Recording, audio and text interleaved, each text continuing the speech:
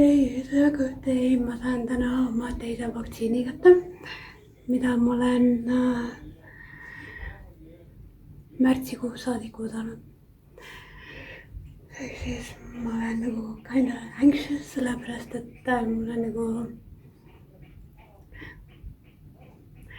eelmine kord, kui te mäletate minu vlogides, siis mul läks veits nihu. See ei olnud seotud muidugi selle vaktsiiniga ise, aga lihtsalt nagu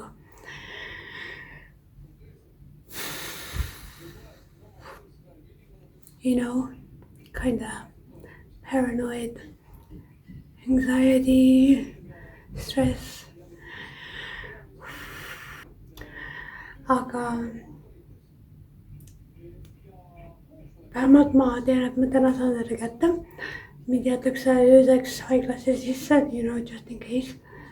Ja kui kõik on hästi, siis homme olen kodus.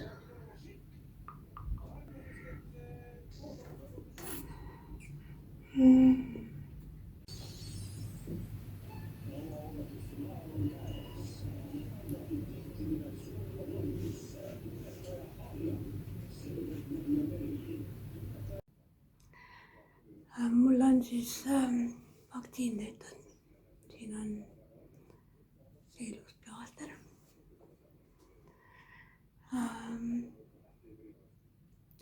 Mul mõlemal korral hakkas nagu siit kurgust pigistama umbes nagu keegi oleks nagu käe ümber pannud. Aga see kestis nii lühikest aega. Ma isegi ei pannud seda tähele.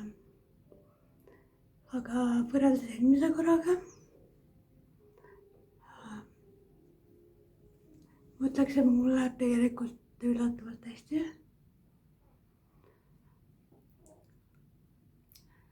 Muidugi võib tekkida palavik, peavalu, süstikohavalu, lalala. Aga need on suht tavalised, et need tekivad mul niikuinii iga vaktsiini järgi. Anyway, see tädi ütles ka nüüd siis, et see naine, kes mind on vaktsineerinud nüüd siin pool aastat või rohkemgi, ma ei mäleta, sügisel alustas igatahes, kes ei ole kursis, siis ma pean kõik vaktsiinid, mis ma lapsena sain, siis praegu nagu otsast peale tegema. Kõik gripi, kopsupõletiku, hepatiidid, põhimõtteliselt you name it, I need them again. Sellepärast, et kuna mulle siirdati see uus keha, siirdati uus veri jaluõdi, et siis mul kõik nagu kehas muutusid, et peregrupp ja DNA ja põhimõtteliselt nagu veidral asju juhtusid seal. Ja siis tänu sellele ma kaotasin oma vana selle immuunsüsteemi, mis mul või keha.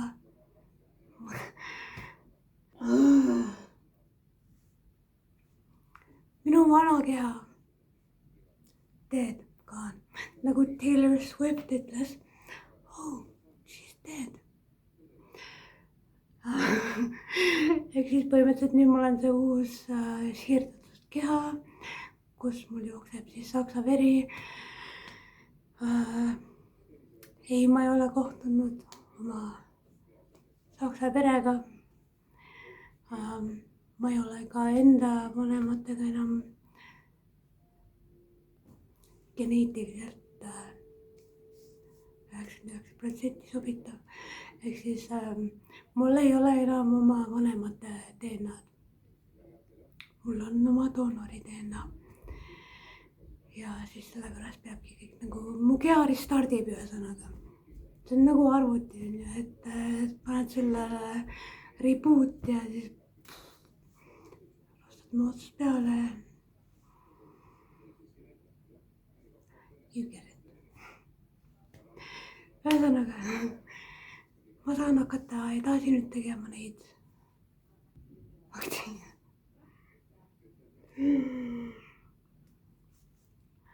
Nagu näha, siis koroonavaktsiin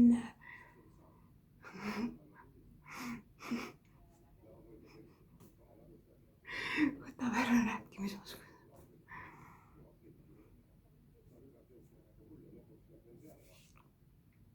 Okay. Cool.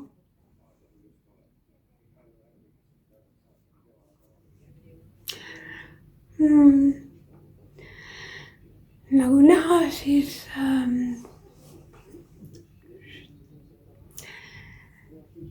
vaktsiinil ei olnud mingit mõju.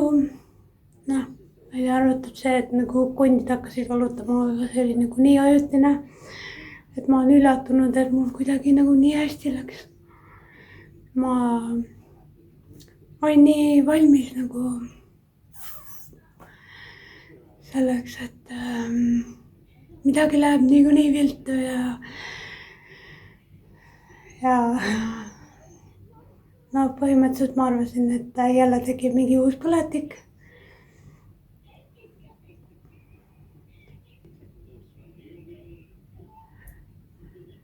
Ja ühesõnaga kõik on hästi, mul ei tekkinud isegi palavikku.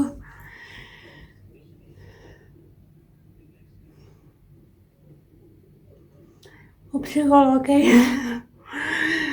käis ukse peal ja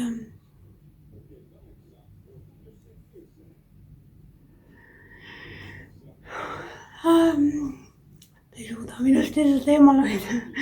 Ta tahtis näha, et kuidas mul enesetunne on ja et kas ma tahan veel kodutööd.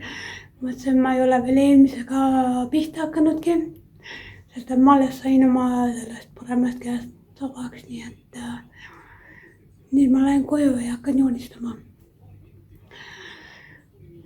Ühesõnaga ma pakin siin oma asjad ära ja võtan epikriisi kätte ja siis panen Tallinna poole. Ja taaskord aitäh teile, kes te olete minu teekonnaga kaasas käinud. That sounds so weird.